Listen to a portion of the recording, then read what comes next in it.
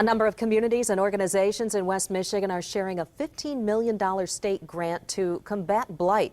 The City of Plainwell, Kalamazoo's Lift Foundation, and the Kalamazoo County Land Bank, the City of Muskegon, and the Inner City Christian Federation in Grand Rapids are just some of the West Michigan organizations sharing that grant.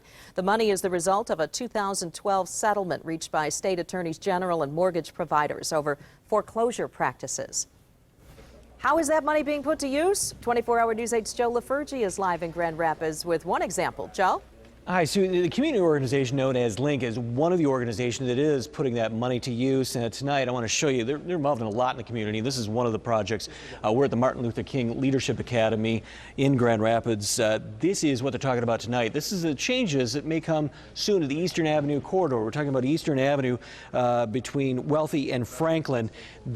You can see some of the changes you might see, different buildings, different uses for building, new buildings, reuses of old buildings. LINC has a unique approach to leveraging funds that benefit not only the community as a whole, as you see in this case, but you, the taxpayer, as well. There's a unique sound coming from the storefront near Hall and Madison.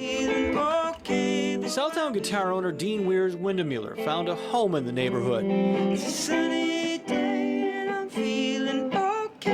From strumming a guitar to squeezing a caulk gun, Wiers-Windenmullers is expanding his business. Investing in neighborhoods that have not been invested in the past is sort of a personal passion of mine. I'm not a nonprofit, but I'm trying to live my life, and in everything I'm trying to do it in such a way that I can help people who need help. While he's risking his own money on the business, Wiers-Windenmullers has some neighborhood support. This is another example of this project.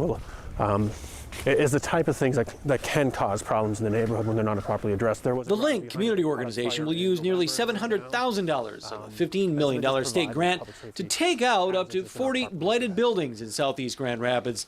In the past, most funds like this were given to local government. Blighted homes would be torn down, the dozers would be driven away, and that's pretty much it.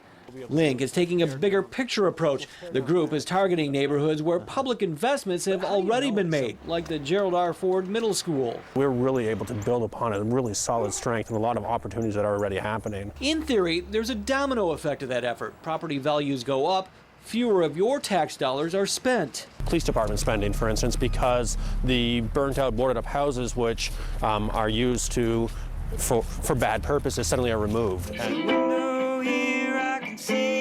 And the quality of life improves. My motivation is the people who live here and the great kids that I get to work with and the great families that I get to see that are just as important as you or me or anybody living in a more affluent area.